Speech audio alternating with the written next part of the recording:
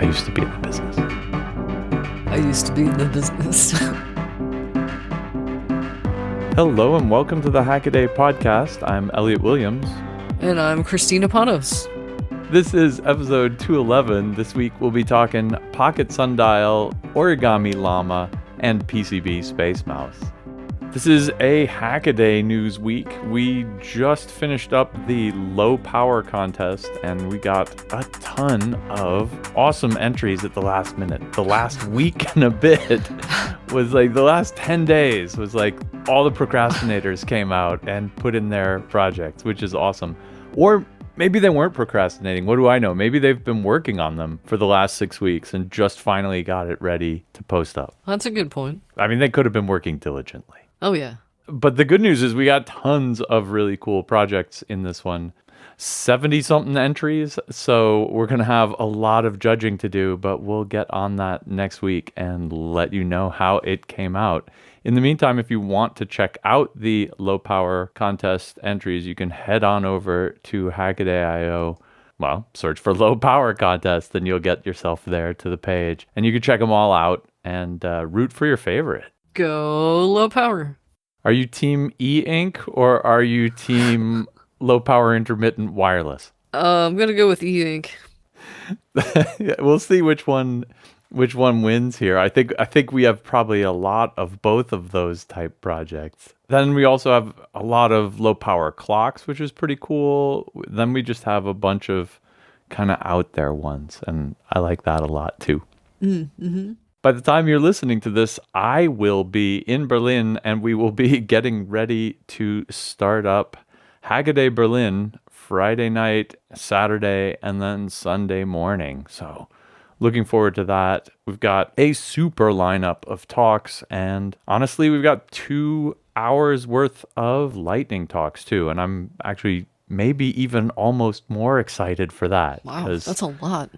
Because I love the random, you've got 7 minutes to talk about what it is that most interests you, because it crams people's densest enthusiasm into the minimum amount of time. And I love that. Oh. Don't know if we're going to be able to stream it live. That's still up in the air at the moment. So if we are, we will be letting you know up on Hackaday website. And if we are not able to, we're going to be recording the videos, I hope, and writing them up and pushing them out on Hackaday and our YouTube channel. So we'll try to get it covered if we can, but we're having a little bit of an issue with the streaming. But we'll try to make the content available to all y'all who are not going to be in Berlin one way or another. This is a journey into sound. What's that sound? What's that sound? And without further ado, that brings us to What's That Sound? This week is a sound challenge week, so we'll play a sound for you. Gosh, that was loud. Was that? Sorry!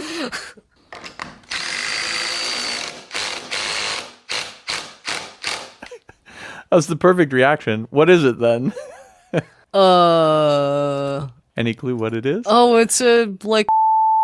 Pretty close. Yep. Pretty good. I'll take as the correctest answer. But yeah, you're not wrong. Good job. You totally. I'm gonna have to bleep everything out that you just said because you got it too right. If you listeners out there know what it is, head on over to hackaday.com/podcast. Give us your handle, give us your correct answer, and we will draw next week who gets the Hackaday podcast t-shirt. Give us your handle. Give it to us. Yeah, right? We're going to take it. We're in a post-scarcity world where, you can give it to us, but then you can still have it yourself. Like software, right? Oh, yeah. Non-rival and non-exclusive, we say in the business. All right, my first hack this week is Haptic, the strain gauge-based 6 degree of freedom controller. And this is a project we actually featured version 1 of this by Matthew Schubert. The idea is to make essentially a DIY Spacemouse. That is a do-it-yourself 6 degree of freedom desktop controller. These are super useful for things like CAD programs where you need to turn, spin, rotate, zoom 3D objects in, kind of our normal 6 degree of freedom space that we all live in. This one is really neat because it does a lot of things wrong / the hard way.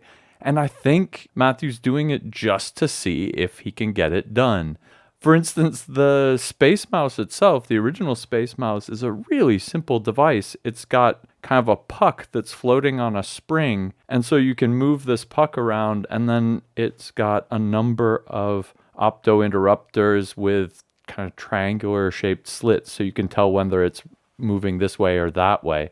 It's actually a really simple and very easy design. Matthew is throwing that out the window and trying to make this as hard as possible by doing this based on a strain gauge, but also so instead of using light gates, here he's trying to do a physical strain gauge to detect the pressure you're exerting on this thing. He's trying to transfer that pressure by means of a Stewart platform, which are those really neat kind of 6-legged truss things that you can... Yeah. A lot of time we see them in actuators where you need to move a surface around. Here, he's doing it the opposite way. Everything's made out of PCB material here, and he's using kind of thick copper rods as the bars in the Stewart platform. Using solid rods there and just soldering them in to both sides of the printed circuit board, the top part that serves as the controller and then the bottom part that serves as the strain gauge. This is kind of wrong because a real Stewart platform has universal joints on the ends of all of those rods so that they can move freely, so that when you twist the thing, the twist doesn't affect all of them equally and stuff like that. And here I think he's got a little problem with that. He mentions it in his write-up, actually. But this is awesome because it's cheap and easy, and it's really just like, some 10-gauge copper wire that he's using here, and the rest is PCBs. As strain gauges, he's using surface mount resistors. So he's got those like thin film resistors, and, honestly, real strain gauges are basically just resistors, but they're kind of specially designed so that they maximize their surface area, that they get bent over and stuff. And he's just like, I'll get some 1206s and solder them on there and see what happens. So it's a really neat experiment, and his write-up is definitely in that flavor. He's not like, this is the obvious way or the best way to do it. He's like, wouldn't it be cool if I could make this crazy idea work? And the fact is, this is version 2 here, and he does make it work. And he's measuring just the voltages that the voltage changes across these resistors as he bends them are tiny, tiny, tiny. Like, I'm going to have to look it up how few nanovolts he's talking about here, but 350? 350 nanovolts. Super. So he's got a lot of noise problems, but he handles that by just kind of smoothing over it. And, he's got a video, which you can watch if you're interested, where he's actually manipulating this thing and rolling around a 6-sided die in 3D space. And it looks like it does the do. The fact that he makes this thing work at all is pretty awesome. And it just looks like a very well executed project, but he's also super upfront about the challenges he has and the flaws with picking these things. It's really pretty awesome. Yeah, the resistor thing is clever, and I think it looks good. It's like if you're making audio gear, that's one of those things you have to worry about, is that I guess if there's a lot of vibration, capacitors can make sound, right? They can become microphones. But if you've got a lot of flex vibration like that, then resistors can do the same too. This is one of those things that people who design ultra-high precision stuff try to make it not happen. And here he is basing the whole device on this effect. My first hack is 3D printed shredder eats lettuce for breakfast. This comes from Junus of Let's Print. This is a kind of a bog standard shredder design for large shredders in that it has 2 counter rotating drums with teeth on them. In this case, the drums are 3D printed, and The design is available on Thingiverse if you'd like to make your own. I particularly like that Junus used it on garbage like vegetables, paper, and nasty old cheeseburgers. Kind of like you might use a goat or something. But also, it works on hard plastics and aluminum cans. I like Lewin's suggestion that you use it as an unfinished project eater. I'd like to see what it does to fabric, for instance. Yeah, you might need to sharpen them up a little bit for it to do anything good to fabric. I wonder if you need one of these as a composter. I'm watching it go through all the vegetables. I mean, I think it's just doing it because it's fun to watch it, crunch stuff up, really. But I wonder if you need one of these for your composter, if it actually helps, like, speed up the breakdown of these. Huh. Yeah, this is one of those 3D printing projects that really shouldn't work, especially when he throws the aluminum can in there. You're like, oh, dear. But it actually does. And, I remember thinking this when 3D printing was new, that one of the real killer apps of 3D printing was going to be custom gears, because like getting gears made used to be really hard. And now it's just like type, enter, go. And you get this crazy step down apparatus that he's got here. And he does run into its limits by running metal through this. Some of the gear teeth get a little bit jammed, and he throws a timing belt in there and he has to give up and back out. He's definitely overloading this poor thing, but just the fact that you can make, an entirely custom apparatus like this from the gears on up very, very simply. I like the unfinished project shredder. Yeah. Yeah. Well, my next hack is dispense 60 bolts in 2.3 seconds. This is a neat video by Helmke. He sells 3D printed parts and presumably machines for a business, and needs to count out a bunch of screws and nuts and things like that to go with each kit. And so this is him building a machine, and much more a system of machines to do this sort of thing for him. And it looks like it's going to be a really interesting series. So this is his second video he's made, and I'm going to keep my eyes on this for sure. He's got this kind of tower of stackable crates, and these are Euro crates, which happens to be a standard format size here, but think milk crates, right?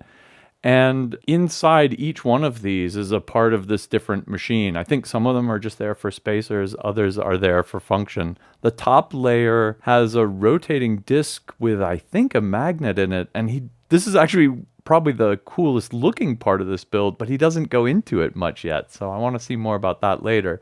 But this rotating disc then picks up a bunch of screws and drops them into a magazine where they sit there. And then the question that he's answering here is how to dispense them out of this magazine quickly, correctly, in terms of the number that come out, and as easily as possible. And in his previous video, he did something using a 2 solenoid system. So they work as kind of a gate. One opens up, lets the screw drop in, and then closes so that 2 screws don't pass through. And then the bottom one opens and drops the screw out.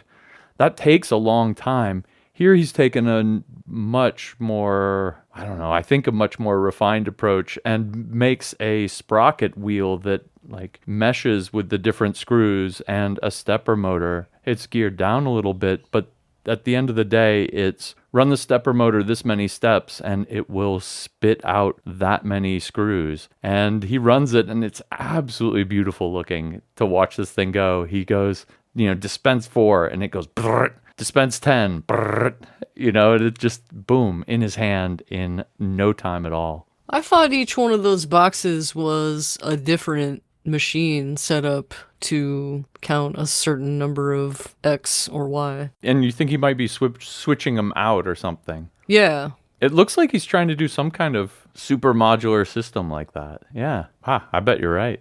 I can't look away from the GIF of it. Yeah, right? It's too cool. This is one of those where you just love watching the machine go because it's so nicely done.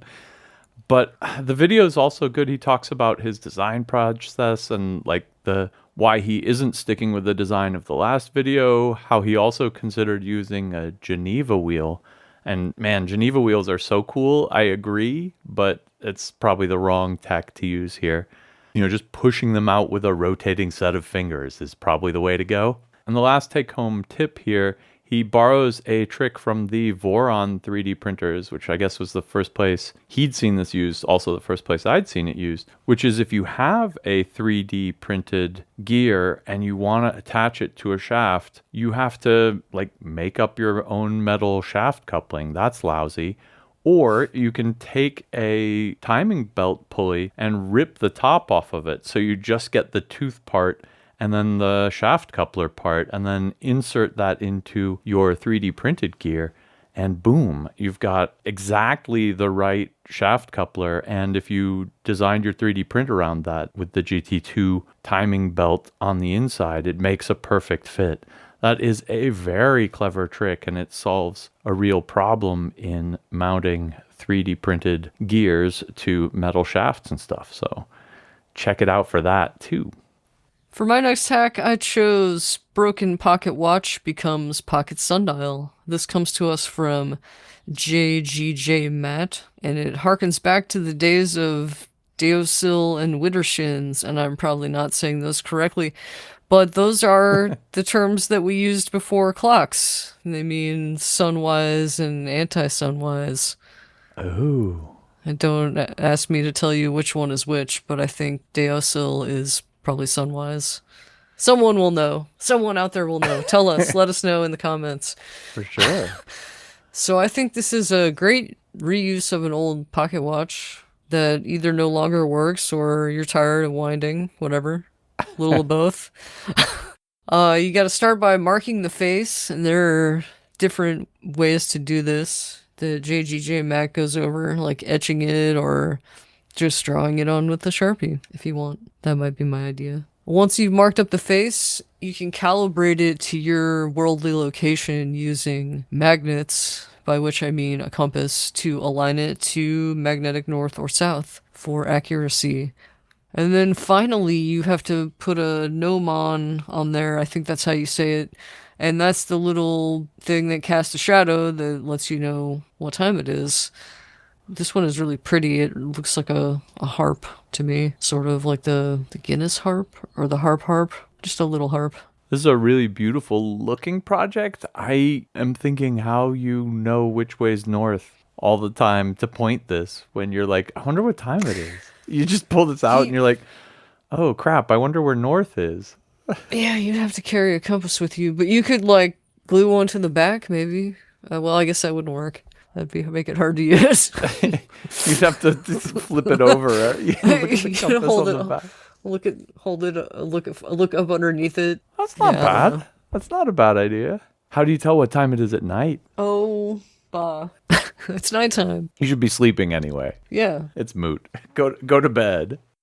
My next hack, I actually picked an OC article for this one. I wanted to sneak it in because it just came out this morning and I wanted to talk about it while it's still fresh. Why Llama is a big deal. This is a large language model that was made by Meta and got released. And we've seen a lot of large language models like ChatGPT and stuff like that in the press lately. ChatGPT is made by a company called OpenAI, which is completely closed about everything they do. Ironically, this one is made by, Facebook/Meta, and they actually tell you what they do with it, and it's fantastic. So if you want to read up on how they do the model, there is a research paper on it. They're putting particular emphasis here on making it easy to run on smaller computers with reasonable amounts of memory. And so kind of reasonable amounts of memory is maybe 10 gigabytes of RAM instead of kind of the 100 gigabytes of RAM that a lot of the other models take as their minimum to run on. Although some people have been able to get the small version of Llama running on Raspberry Pis and modern smartphones. So this is getting that kind of smarts into the area where you can play with it on devices you have around the home. And you can download all of the weights for this thing and just run it yourself. And that's actually, I think, where it gets really, really, really cool, is that it's very easy to make your own smart language interpreting. I hate AI for this, but, kind of AI model to do language stuff with. And that's where I think this is really interesting. Matthew Carlson, who wrote this, wrote up a piece on Stable Diffusion, which came out 6 months ago now, which is one of these image models. It's also open in this very same way. And the kind of crazy things that people started doing with Stable Diffusion is really impressive. And just, hundreds of people playing with it, tweaking it, and doing cool stuff. I'm hoping this is going to be the same with Llama, that, getting it out of the, sandbox owned by a large company that doesn't want you to do with it what you want to do with it. I'm hoping that this one being, smaller and easily usable will make a revolution in cool stuff that hacker type people can do with these large language models. All that fun nonsense that you can get out of ChatGPT, now you don't have to pay them for it. You can run it on your own computer. Hooray! And you can, ask it what the capital of Indonesia is, and it'll tell you the wrong thing. Oh. Because that's what they seem to do, but whatever. Oh, and by the way, the art on this one is fantastic. It's an origami llama. I don't know if our art director, Joe Kim, meant this or not, but for an AI named Llama to do this origami, I saw this and I thought of the end of Blade Runner. And I have no idea if he's meaning that as a reference or not. But if he is, this is the coolest art I've ever seen in my life. That's a pretty good band name, Origami Llama. It might be kind of a jam band. That might be like... Sounds like a fake Japanese name. For my next hack, I chose Coffee Grinder Gets Bluetooth Weighing. This comes to us from Tech Dregs, who wants to grind their coffee the sexy modern way with automatic weighing instead of buying a new grinder. Of course, they hacked their old one by using a load cell from a cheap scale. Unfortunately, the goods inside the scale were epoxied, so Tech Dregs got a load cell amplifier module, an OLED, and a seed shell for the brain. And the cool thing about this load cell amplifier is that it updates 80 times a second, which is, we think, faster than those fancy commercial ones, maybe. The only problem is the scale seems to be a little touchy with regard to the weight placement, but it does a pretty good job anyway. It seems like Tech Dregs was pretty new to all of this, including the app side, so they used MIT App Inventor to make Bob their uncle. There's nothing wrong with that. I don't want to write apps for a cell phone. That's lousy work. That's exactly the sort of thing that App Inventor is really good for. So, good on him. What's wrong with just using scoops? I just use scoops. I don't know. My grinder has it just meters it out based on the grind level, the coarseness, and the number of shots or cups you've got it set on. If it's up in the espresso land, it changes to shots. And if you got it down below espresso, it changes to cups. It's pretty cool. You ready for some quick hacks? Well, sure. Here goes. My first quick hack this week comes from Arca. This is the $50 pen plotter, and this is a fantastic mess of hot glue, conduit, PVC pipe, a DVD sled, and those horrible cheap stepper motors, the 28 BYJ-48s. Pulling it all together is an Arduino, some stepper drivers, and Gerbil. This is just kind of the basic minimum three-dimensional motor control platform put together on a shoestring budget, and it does what it's supposed to do. This is an awesome project because it really is a junk bin build, but ends up making a nice pen plotter and teaching Arca about machine control along the way. And second up, TV Lad 123. RP2040 runs Linux through RISC-V emulation. Now, this is crazy. It takes one of these little RP2040 Pi Pico microcontrollers, emulates a RISC-V core on it, and then runs Linux on that. And it's connected up to an SD card as the file system. And I think it's just like soldered directly to the SD card. It's lovely. Boot times are in the kind of 10 to 15 minute mark, so this isn't a very snappy computer, and he can get to log in, but then it hangs, probably due to some interrupts not running in time with the shell or something, who knows. The fact that you can run an emulated processor on a microcontroller and have the thing boot up Linux at all is pretty crazy. It uses the Mini RV32, which is the RISC-V core emulator by Charles Lohr.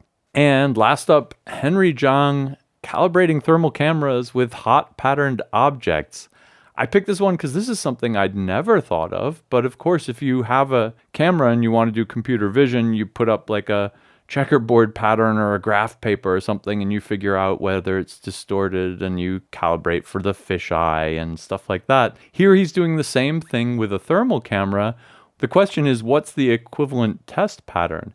So here he's got like a hot plate with a insulating foam with a bunch of holes drilled in it at regular patterns. He even uses a black and white checkerboard pattern outside in the sun so that the black parts absorb more and get hot. And you can calibrate both of these against a visual light camera and the heat sensing camera at the same time. Figure out where everything is, align the two together using kind of standard computer vision methods, and boom, you're done.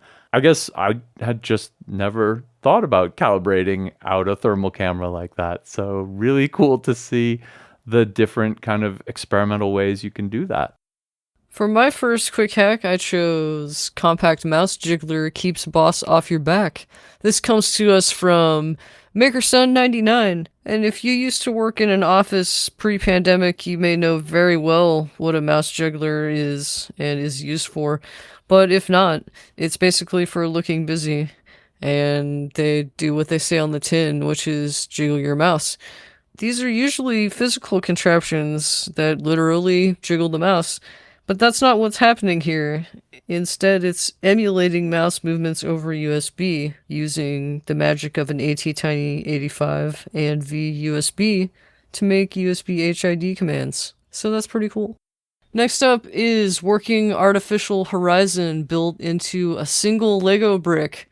Now this is the latest from James Ancient Brown, who has made a name for themselves by building cool stuff into Lego bricks. And here we have an artificial horizon display like you might find in an aircraft that just shows the horizon as you roll and pitch, I don't know, as you pitch and roll through the air. And inside this tiny custom brick are an OLED and an RP2040 and, in this case, an accelerometer built into an acrylic brick. But be sure to check out the video where James zooms it around the room on a little Lego aircraft because it's very cool. And finally, we have wooden ITX PC case smacks of sophistication. It sure does. This one comes from MXC Builds, who wanted something with a little more class. I say way more class. First off, it's built of ironbark wood, which I've been sort of getting into woodworking lately myself, and I've heard of some crazy woods, but I have not heard of ironbark wood yet. But it is quite pretty, and it's joined in such a way that it makes for a waterfall edge in which the wood grain is completely uninterrupted, so that's very cool. MCX Builds had to modify the power supply to take a larger but thinner fan. And they had to do a number of other things, like cutting custom cables and as you do. But the end result is quite beautiful. And as someone with a big black box on their floor that at least has a tempered glass window so you can see the inside, I'm pretty jealous of this case. Quick hacks. And that brings us to the Can't Miss articles. These are long-form pieces written by our fantastic Hackaday writing staff. This week I picked Tom Nardi's The Rise and Eventual Fall of the SIM Card. And this was kicked off by the proposition in the cell phone industry to switch up to iSIMs fairly soon, which are kind of virtual SIM cards. And that made Tom think he should take a look at, kind of the SIM card and its evolution over the last 20 years. He starts off with like a really old Motorola Razr phone and a modern cell phone. And he says, what's crazy is that you can take this phone from 2003 and this phone from 2013, and, you could do it with a phone from 2018 or 2020 too. And you can pull the SIM card out of the one and just plug it into the other, and boom, you're done. And that's what's really neat about SIM cards is they kind of carry all of the identity and accounting information and, all the stuff that kind of the minimum stuff to make a phone work with them. And you just pop it out of one phone, put it in another, and you're done. You're good to go. The point here about these iSIMs is that isn't going to be the case anymore. The SIM's going to be built in there, and it's going to be software, I guess, to get the SIM data out of whatever kind of internal enclave format, who knows what it's going to be stored in on the inside of the phone. I kind of share Tom's skepticism that this is going to be as easy a process as just popping out the SIM card and plugging it into the new one.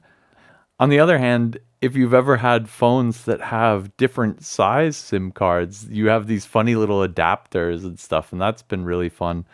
We actually had to buy a SIM card press cutter thing, and you can take one of these bigger mini SIM size SIM cards, and you can just put it in there and go shkunk, and it's like a hole punch, basically, and it pops out a nano SIM for you, which is really fun. I had no idea that back in 1991 there was a credit card size SIM card.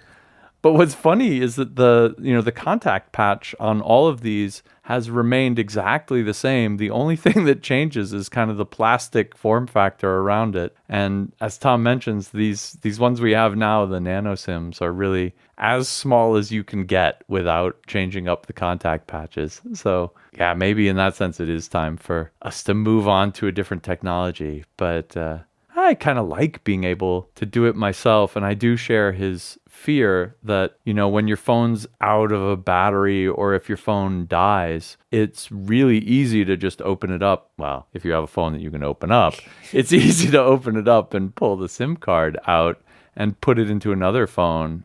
And if it's an iSIM, if it's kind of a virtual SIM that's embedded in the phone and the phone doesn't boot up, are you SOL? The answer is you have to call the carrier and get them to do it for you remotely. And, if you've ever sat for 45 minutes in one of those phone lines trying to get your cell provider to give you any kind of service whatsoever, you know that that's different from, just finding a paper clip, bending it, sticking it in that little hole and getting your SIM card out. For my Can't Miss article, I chose vinyl sales ran circles around CDs in 2022. And that's basically what it says on the tin. For the first time since 1987, vinyl sales have outperformed CD sales in the US. And the CD came out in what, 81, 83? Let's find out. 82 in Japan, 83 in Europe. I think I didn't have a CD until late 80s, early 90s. I didn't have a player till 98. Well, that's a little bit later. Yeah. Oh well. You didn't miss much. The earlier ones were crap. Yeah. My brother had this yellow Discman that was like completely square. Yeah. Like pointy edges square. I had one that actually is old enough it had a metal case. Oh, really? Yeah. Don't drop that. Sony Discman, the thin metal case. Really beautiful. Nice. The slightest bump would make it skip, so boo to that. Do you remember those mounting brackets you could get for Yeah. your CD player? Yeah. I still have the one that I got. I still have it. And I use it in the car sometimes. Vinyl records, on the other Or hand. that was actually a thing for a minute. They had an Underdash record player Really? It was, I'm pretty sure you inserted it like a DVD drive or like a CD drive. Oh, how cool. You know, like the slot fed ones. Yeah. Oh, I Yeah, want it to see didn't work that. out too well. But, you know, really, I just prefer physical everything. So I have CDs, I have vinyl, I have tapes, I have 8-tracks, I have MP3s, I have waves. I just like sound, and I'll take it any way I can get it. And I prefer physical media. But boy, the comments on this one. Oh, yeah, well, I think the comments went off the track a little bit. I mean, I think the point you were making in this article is that, you know, when you're putting on a record, and especially with, you know, big album covers and, you know, fold out art and stuff, the act of putting on a record is kind of a thing you do. It's kind of a, you know, a ritual around it, right? You don't get to set the laser in the starting position of the CD. You do not. Yeah, no, I think there is just something about, you know, it's like if you're doing the tea ceremony, you know, it's the boiling the water in anticipation of pouring the tea, you know? Oh, yeah. There is kind of this whole process there, and I do think that means something to people. So, yeah, I totally get it. The commenters who went off the rails were people who went off on the, you know, does vinyl sound better than digital because it's analog? And I mean, I think the answer objectively is no. Like, digital's better. Jeez. There's more noise floor on vinyl. Who knows? But maybe you like the noise floor though. I can't say you don't. But like objectively, numbers wise, CDs trounce vinyl, but that's not the point. You know, yes, true, but that's not the point. But yeah, people went off on the audio file bashing here. That's okay.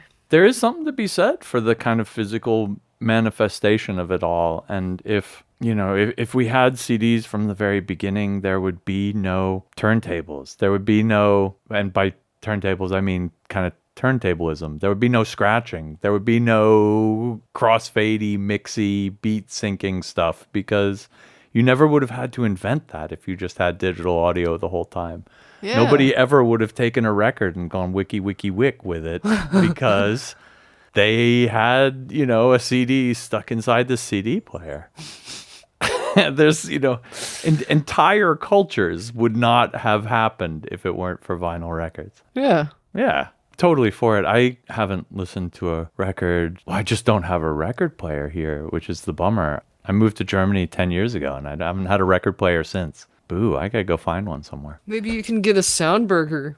What's a Soundburger? Oh, portable record player. Oh, right. It clamps onto the paper part, basically, and then a little arm comes out, plays it for you. Oh, right on. Little needle arm. It's like for taking to the record store. I've actually do have a stash of records stored appropriately in the crawl space here. Probably weighs a million pounds. I mean, that's the thing with records, right? Is that a box full of records is a heavy, heavy thing, whereas a hard drive full of FLAC files is very lightweight. Ooh, FLAC files. Waves too big, MP3s too lossy. FLAC to the future.